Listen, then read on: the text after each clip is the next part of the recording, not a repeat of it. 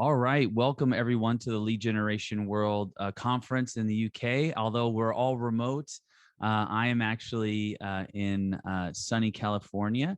It's 5 a.m. here, and it's 1 p.m. there in London. So we're all over the place virtually now, and I can't wait to be in person next year in April for our conference. But thank you for joining. We're on our second session here.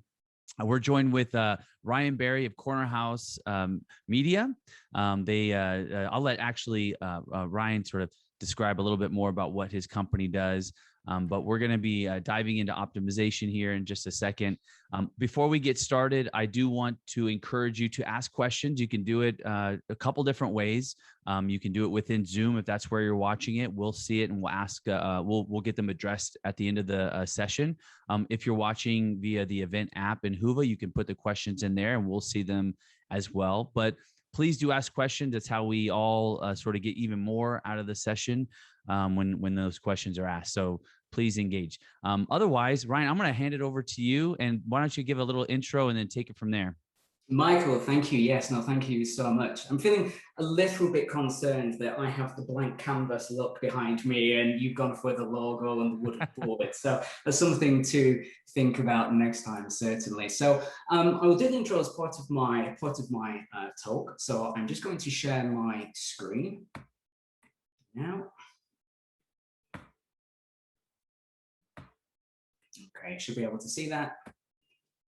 Yes. Fantastic. Okay, there we go. So yes, I have been involved in online marketing since 2006. I co-founded my company a year after that. And since 2013, we have almost exclusively been focusing on lead gen in the UK, and this is in the finance sectors. This indeed, in fact, actually links to Alan's talk. He was on about authorization and regulation. We have been directly authorized by the FCA since 2016. And this has been very helpful for us working with large financial institutions over here in the UK. So I'm going to talk about the relationship between lead buyers and lead sellers, and how data sharing is immensely important, but there are many pitfalls with that as well. So we often hear, these days that data is the key to a successful company, and sometimes you can build a business entirely on data, and it's very much the idea of out with the days of the gut instinct and purely in with rational data. Logic and fact.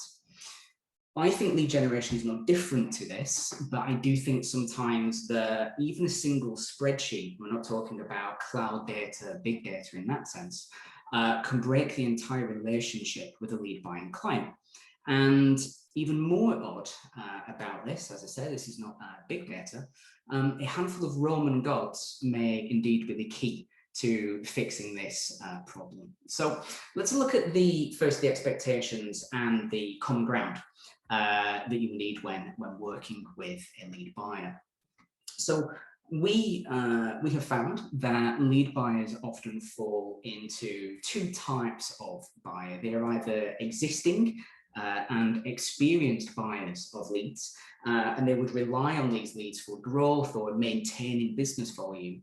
But you also, of course, get lead buyers that are brand new to the idea. And, when dealing with those, there is, depending on the type of buyer, there are different things that you have to think about. But regardless of that, there are things that you must do no matter what.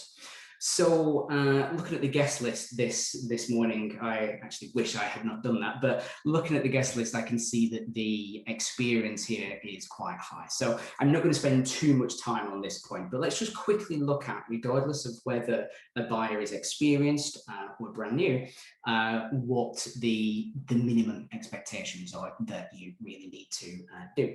So very, very briefly, if the client is new to buying leads, they will need to understand the process. That can be the response times with regards to contact rates, how to keep a prospective customer engaged, how to close a deal, but also in terms of performance, the responsibility between the lead seller, but also the lead buyer. Sometimes you may have a buyer that would complain that leads are not converting. So you need to explain where the responsibilities lie.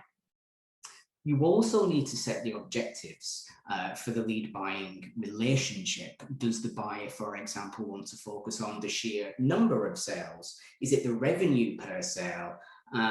Is it the number of quotes, for example? And not defining these well enough can lead to friction in your relationship with the buyer further down the line. So need to make sure about this. If you were in the previous talk with Alan of Contact State, he was talking about sharing data, and this is critical. You need to define the data with your buyer before you engage in sending them leads, because you cannot optimize anything unless you have that data. But I'd also recommend that you share your marketing plans and any ideas that you have before you launch them, because your client is the sector or the product expert, and it's unlikely you will ever reach the same level of knowledge about that sector or product that they have. And so they may discover alternative ideas. You may be brainstorming something and an idea comes off there, but they may also spot problems with your idea as well. As more of a layperson initially, of course, you should do research, but as a layperson, initially, you may have an idea that would never work for that sector. The client would, of course, point that out. Another thing that I would just quickly recommend as well is discuss or ask directly your buyer if there are any business changes on the horizon, because you may spend 2 or 3 months working on a marketing project. You are sending leads, but the buyer knows in 3 months' time they're going to completely change the structure of their business. Of course, this would lead to a big problem. So ensure that you know everything that is happening there. And the obvious point, talk, and ensure that you have frequent meetings set up with the buyer to discuss performance, be transparent about what you are doing, and ensure that they feel that they can ask you anything, and because you want both of your businesses to grow. So not every marketing plan works, and I feel you buyer and buyers should know this. And it is important that they are comfortable with failure from time to time. And if you share data and you have these meetings, then you will build up trust over time. And this is the key point. I think trust. I think it's very simple and very easy rather to look at your own internal performance. That might be profit, it might be number of leads, and focus too much on that. Whereas really, you were trying to build a long-term relationship with the buyer. This is going to help you, but of course, it's going to help the buyer grow as well. And there's no blueprint for trust. I'm sure we all see this with our personal friendships or romantic relationship as well. But we do know that for any problems that could arise in the future, trust can really smooth things out. We had an issue here at Cornerhouse. We were sending particular insurance lead to a very, very large institution. And this was back in 2019 when the election was happening in the UK. And the night before, so we had a monthly volume of leads agreed with the client, but we did not have, and they did not want, a daily volume cap. The evening of the election, as the news was coming out, this generated so much more interest overnight in this product, and we did between 3 or 4 times our daily volume, our typical daily volume, that evening, until we caught this and very quickly had to pause it. The buyer was not angry about this or even that frustrated. These leads could still be worked. Just the idea was therefore to pause sending leads for the next 3 or 4 days while they caught up.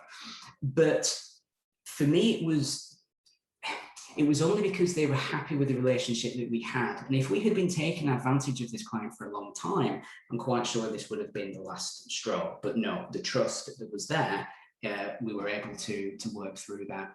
And secondly, actually, while I was writing this talk, I had a meeting and a manager at a large advertising firm that we work with, a platform rather, sorry, for advertising. He was saying that he had been in a meeting a few weeks ago where a client was changing how they were going to advertise and the structure of their advertising campaigns. And the problem was this particular advertising person, he changed the entire structure of the advertising without telling the marketing board, or the board of the company rather. And he knew this would lead to short-term pain. The first week of performance would be terrible, but the idea of doing that is then in future the advertising would be significantly stronger. Because he didn't tell the board, they saw the performance nosedive, and they pulled the advertising. They made him pull the advertising straight away. If he had warned them beforehand, the trust would have been there, the communication would have been there, and therefore perhaps they would have got to the long-term gain stage, but instead by pulling the experiment, they lost any gains that they would have had and only had short-term pain. So I think all this could be summed up by the veteran Charlie Munger here. You can see in this slide, do the best you can do, never tell a lie, and if you say you're going to do it, get it done. But I did say I would not spend too much time on this because we're all quite experienced here. So even if you have trust, I believe that there is a problem. I call this problem spreadsheetitis. And spreadsheetitis is, to me, the business ruining belief that all calculations are factual. So the ancients knew about randomness. The Greeks and the Romans would point to the various gods that they had as evidence of randomness. If you had had a flood, this was Neptune very, very upset about something. If your house had burnt down in a fire, Vulcan was very angry, and this was all intended by him. Perhaps you were going to play some board games with a friend of yours. You would rub the hand of Fortuna or a statue of Fortuna for good luck. So we would consider these to be stories these days, but they were simply an acceptance that not everything was in your hands on a day-to-day basis. There was always the chance that a god could come in and ruin your plan. One could argue the last 12 months have shown us a very similar thing. We now, however, worship at the altar of Excel, the altar of spreadsheets. And I'm not sure if that's healthy unless we understand what we are calculating. It might only be that we are measuring randomness and indeed the hand of Fortuna. We cannot communicate transparently with a client unless we really understand this deeply. So in the modern world, I think we have a very strange approach to randomness. We think we can control everything with certainty.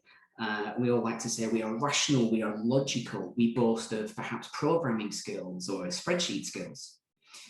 This, to many, sounds very advanced, but I think we have taken a backward step in some way with this.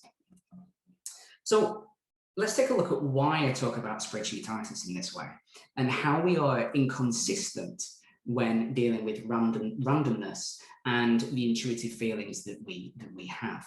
So if you follow a particular sport, you may know, for example, to ignore the early results, the first weeks of a season, let's say. If you follow the football and the English football in that sense, if you look at the Premier League table, the EPL, in August and September, you know that you should ignore that, and it does not matter where your team is, because over the season it will even out. Now, sometimes if you were like me and you support a small team and your team is top of the league for the first few weeks, you might boast about this with your friends and joke about it, but you do know that deep down this is not really true.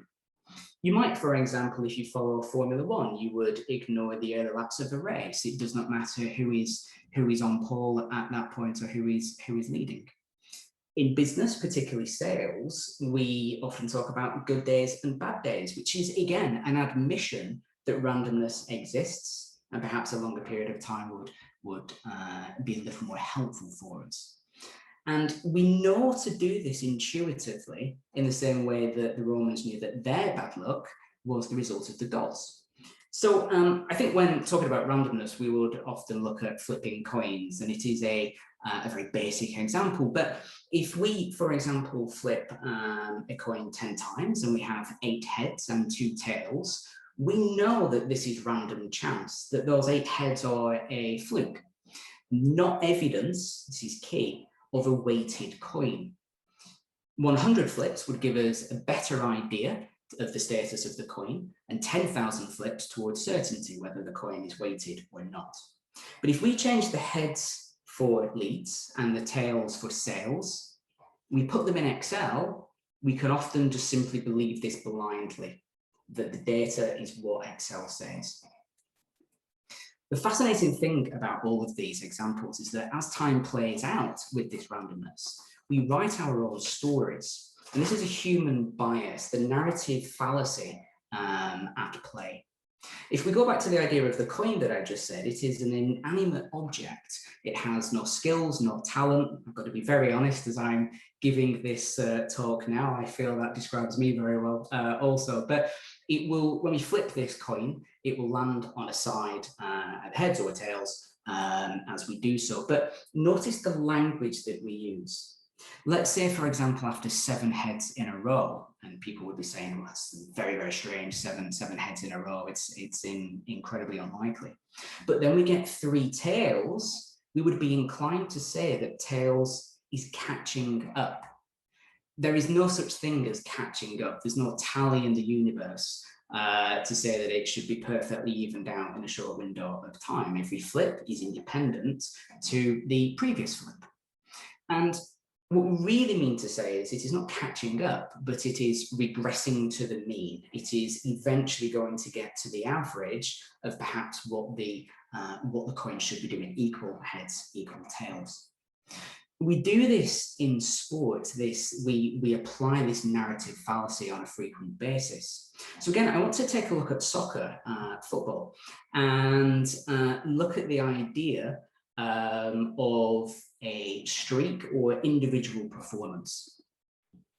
So if we say, for example, there is a striker who plays for 10 consecutive seasons in the EPL, and let's say that for the first 3 seasons, he scores 10 goals each. For the fourth, 20 goals each. For the 4th, he scores 30 goals, but then for the remaining seasons, he's back to his 18, 20 goals. So if we said 18 goals a season, but 1 season at 30 goals, that is 19 goals a season. But what do people think? We can look at this example here. This is a true example. If you follow the EPL, you may know this. We can see that when this player signed for Liverpool from Spain, in his first season, he did tremendously well, 33 goals. The following season, 17 goals, which is almost identical to the season in Spain that you can see there. But what do people say, and what do journalists say in that 3rd season? They might say that his confidence is damaged, his legs have gone, his head is not in the right place, various other aspects that they will try to pick out. And this is not to say, I do know I'm making this overly simplistic. It's not to say that none of that is indeed true, but I never hear of the idea of randomness and regression to the mean spoken about in those situations as well. Why do we anchor to that 30-goal season? Perhaps that was completely random for him. The rest of his career, he averaged to his 18 goals or 15 or whatever it is per season. We also see this on the stock market. And there is, to say, the book on the left here, Fooled by Randomness, completely changed how I think about all of this and introduced me to these concepts. And this does indeed relate to lead generation, which we'll come to shortly. But I just want to very briefly discuss the book on the right, The Drunken Walk. Now, this refers to a random walk, which is a mathematical object of random steps. It gets a little bit complicated. So for the purpose of this talk, I want to look at the Drunken Walk as a literal phrase. So given the events of the last 12 or indeed 14, I think, months now, we of course have had various lockdowns across the world. And here in the UK, all of hospitality, pubs, restaurants, bars were closed from around Christmas until the middle of April. The pubs are now open. I'm very, very happy about this. And this also means if you go to the pub right now, you are likely to make up for lost time. I can certainly confirm that I have been doing that. So let's just say, for example, I've done that. I've gone to the pub. It's nighttime. They're closing. I've had, oh gosh, 3 or 4 pints too many, and I'm going to walk home. I'm walking in this direction. I'm walking in that direction, and the typical drunk man walk. If you looked at 4 or 5 consecutive footsteps that I took, you would not know in which direction I was going to end up and where indeed I was going. Over time, perhaps it's going to take me a long time to get home, but all of my footsteps are going to smooth out and I will eventually arrive at my front door. But if you took those 4 steps or those 5 steps as an indication of where I would certainly end up afterwards, it would be random, it would be noise, and it would be a very bad idea to judge where my eventual destination was going to be. So how do these concepts, these random concepts of indeed randomness, relate to lead generation and above all trust with buyers? So it goes back to this idea of spreadsheetitis that I was talking about. We can see here a very, very simple calculation in Excel. We have 10 leads. One of those converted to a sale for the buyer, and we can see that therefore the sale rate is 10%. But I'm arguing that the sale rate of 10% is not the sale rate of 10% that it says. 10% in this sense is not 10%. So we can go into this and start to see some data a little more. We can use what's known here as a Multicoil Generator to model the sale rates. So what we're going to do is, ironically, to say I am complaining about Excel, I built this generator in Excel. If we could all ignore that, that would be very helpful, thank you. But what I'm looking at here is the idea of randomness, and all will become clear shortly. So what we have here is, in column A, we simply say this is a lead. In column B, we tell Excel there's a 10% chance, let's say our sale rate is supposed to be 10%. A 10% chance of a lead, and then in column C we add up how many leads we've done row by row, because this generator runs per individual row, and we add up the amount of sales that we have there. So I've run this many times for batches of 100 leads. You can only see a batch of 12 leads there, but for 100 leads, and this is the report. So let's say in our first batch, or if this was like real life, our first month of delivering leads to a client, we have 100 leads, and we can see that we have 10 sales, and our sale rate, one would argue, is 10%. Wonderful. The client is averaging to 10%. Everybody's happy. This is indeed what we want. I run this generator multiple times, and we can see that in month 5, we overperform. We do 12 sales, and this is therefore 12%, and the client is ecstatic. Congratulations come our way, very happy emails. There is no stress working with this client at this time. But look what happens in months 7 and 8. Randomly, we only have 7 sales, so 7% per month, and the client is not happy. Cue conference calls, cue on-site meetings, and the real worry that the client may cancel the long-term contract that you have with them. So the reason why we've done a Multicoil Generator here is because we want to take out the effects of our copywriting, our marketing angles, weather, general mood, seasonality, time of day, and just focus on a roll of the dice. This is responsible for so much fluctuation in short-term performance that we are foolish to ignore it. The problem that you then have, though, is that we are uncomfortable leaving things alone and not touching it, because everyone likes to be the agent of their future, their destiny. Sometimes you should embrace randomness and help your client to embrace randomness and understand that, like the Romans, you need to know that you cannot control things, or everything rather, on a daily basis. Things can even out and indeed sometimes do. And so we need to be a little more comfortable zooming out over longer time horizons. And this is why trust is so important for the relationship. We've had months where the first week's average in that month of sale rate has been seen to underperform, but then the subsequent 3 weeks in that month have overperformed. So we have regressed to the mean, but upwards. Our average for the month is our normal average for the month. But we have been congratulated after the first week when performance looks good for improving performance. But sometimes you don't need to do anything because it was going to regress there anyway. Of course, the obverse of improving performance is having a wonderful first week of performance in terms of sale rates, and then regressing downwards back to your monthly average by the end. And that makes the client can make the client nervous, and you end up discussing a drop in performance. So it does work both ways. So I accept this, randomness can be a little heavy. So how do we put this into practical terms? When we work with a client. So we need to work with base rates. Now, these are the average performance that a client already sees. So if they've been buying leads for a long time, they will know what their averages are. If they are new to buying leads, then you maybe need to look at the averages for your other clients, ideally within the same sector. You can also look at other metrics as well, such as contact rate, quote rate, sale rate. These are very, very good starting points. But from there, we need to move to statistical significance thresholds.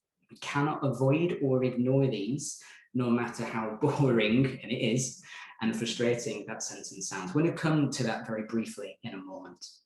We want to do this to avoid the narrative fallacies that we've discussed, where we are seen to have to improve performance in a month when really randomness is at play. Now, you may want to work with a data analyst for confidence with your stats work, your data analysis, and any modeling that you may do. This presentation is only an introduction. I work with an analyst as well to really go through with this. So understand this as a general concept, but go through the maths, I think, at a later stage. So I did say I'm very, very sorry. We're just going to very briefly look at statistical significance thresholds. It's very difficult to say. The good news is there's a maths-free version. So hear me out. Okay, right. Nobody likes this slide. I know, I'll be very fast.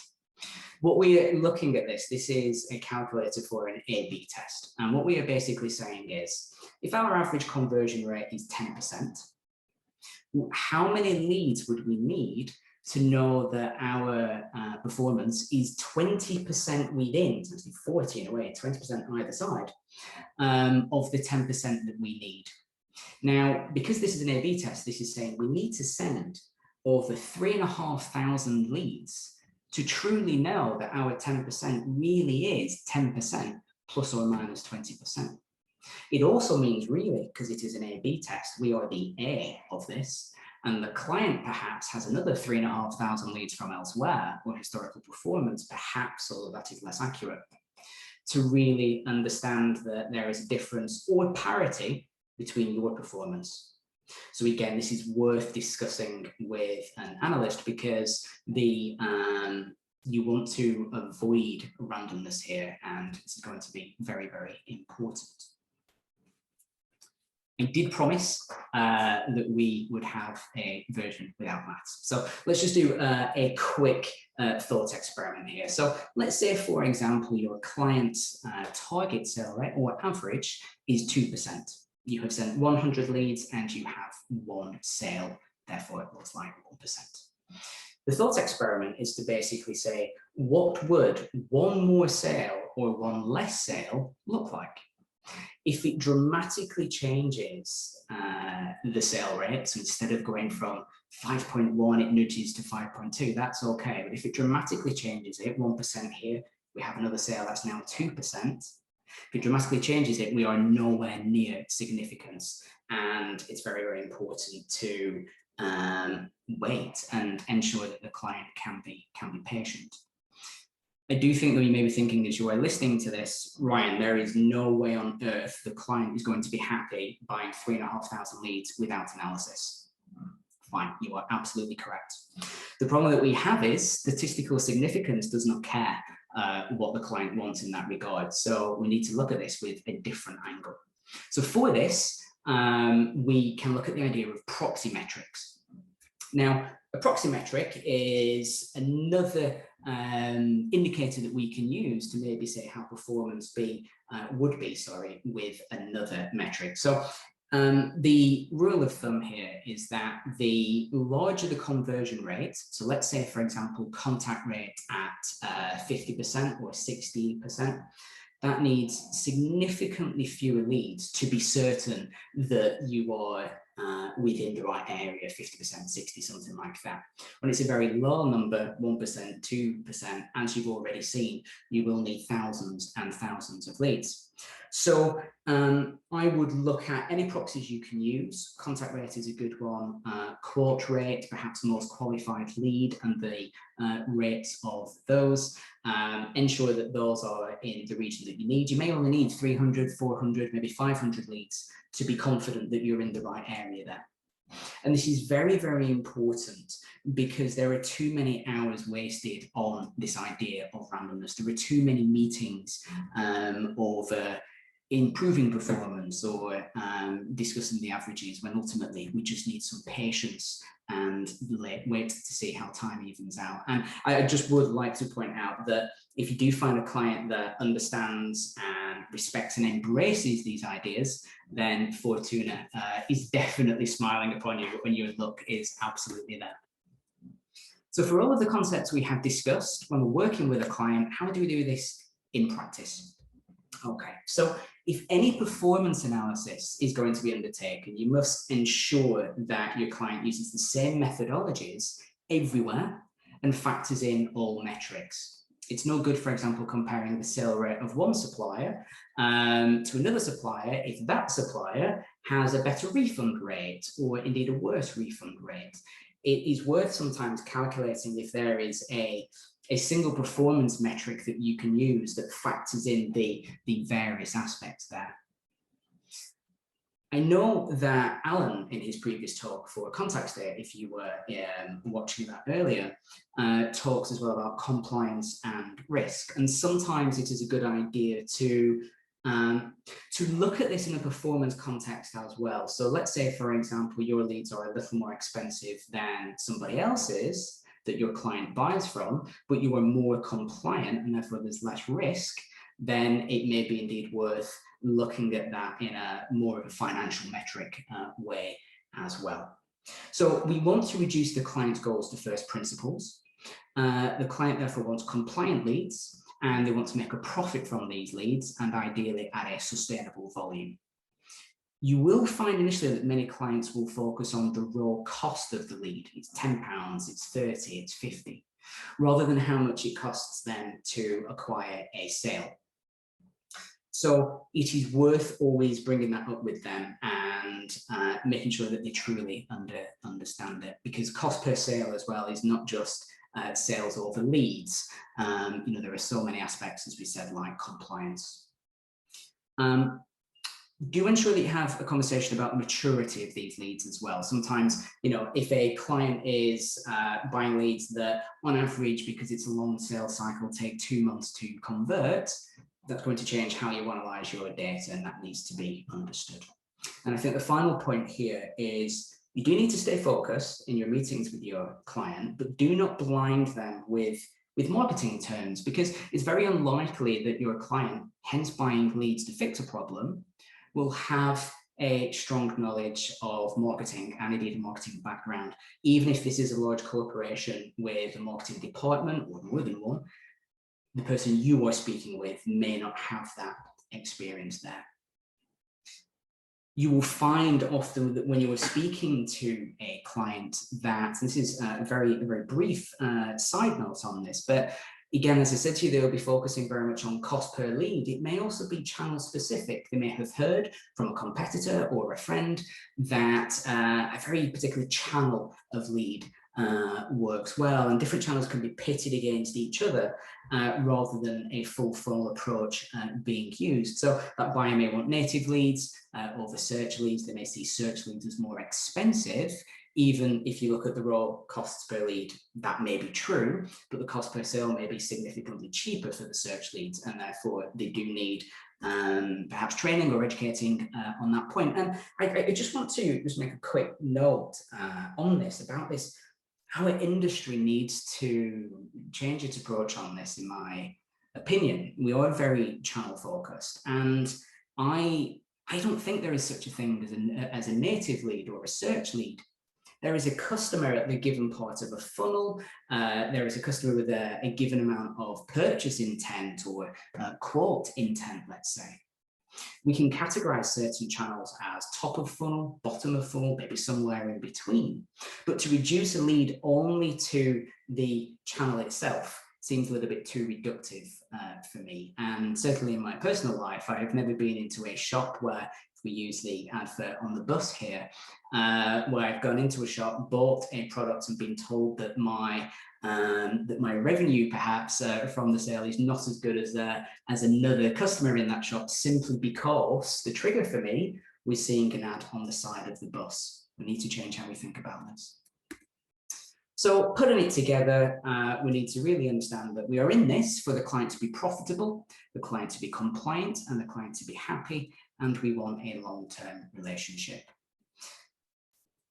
As I said at the beginning of the talk, of course, it does all come back to trust. You may disagree with some of my thoughts. You may not agree with, indeed, all of my thoughts today. And that is okay. But I do think that we should at least consider the idea of trust and randomness when setting expectations and talking about quality. All partnerships should have trust as their foundation. And I do hope what I've shown you today can go some way to helping that. So thank you very much for your time. If you've stuck through this talk to the end, I am sincerely grateful. Thank you. Hey, Ryan, thank you. We do have a question for you before we wrap up, and great job. And I'm actually going to add on to it because this was given sort of earlier in the presentation around how to manage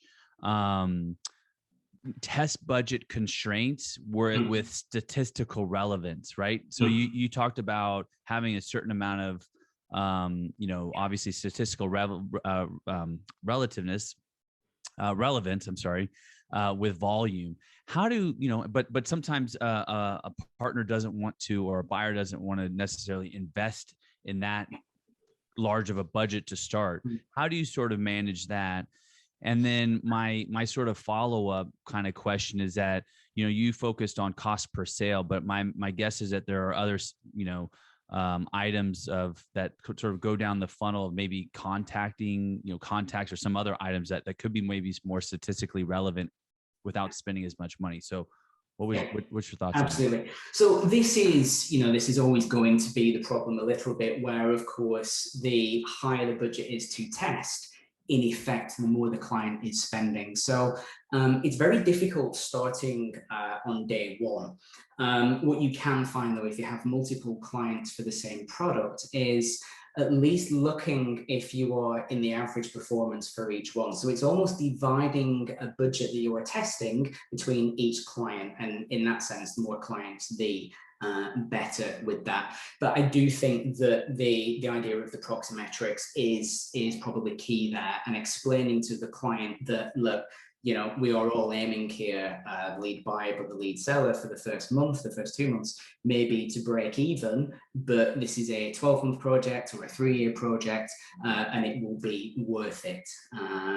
So that's how we typically do it, so that there is no, say, true mathematical answer for that without spending a fortune. In the idea of, let's say, finding significance for contact rate. So I would use, if you look on this last slide here at the bottom, we have some statistical calculator tools. You can use some of the tools on this website, particularly the chi-squared test, but also a sample size calculator. You can say, right, my average conversion rate is X, and let's say contact rate in this case, how many leads do I need? So let's say it was 400 leads. From that, you know what your cost per lead is, and so you can work out your marketing budget simply multiplying that by the 400 leads. In terms of perhaps putting everything together as well, like say maybe not always just focusing on cost per sales, maybe some other metrics in there. You might bring this into a cost per engagement. So maybe this is a cost per quote, or simply a cost per contact, per discussion with a lead, and you will soon quickly find in your in the marketing funnel that you have where you're getting data faster, and your averages there, whether they fluctuate or not, and then you can be more confident going forward. Got it. Great. Yeah. Last question here. How would you assess the need for better pricing in a world where all leads are not the same? It's a great question, and something that we work on. I do think it comes back to trust, and trust can come from many ways. It's not just a relationship with the buyer. Sometimes the trust may be in the brand that you have, and people trust this. I think ultimately we can never get away from the fact that the buyer needs to make a profit. And therefore, the more we understand about their margins and profit that way, fine. And also, from a risk to capital angle, you are spending a lot of money on marketing every month. Is your return on that capital acceptable? And then it's finding a halfway point between, of course, the ROI for you and the client as well. There is no, sadly, there seems to be no science to that question. Sorry, it's difficult. Yeah. Well, Ryan Barry, thank you very, very much for the presentation. You, if anybody has any follow-up questions or is watching it recorded, Ryan's information is there. Please reach out to them. But thank you, Ryan. Thank you very much. Thanks. Bye-bye.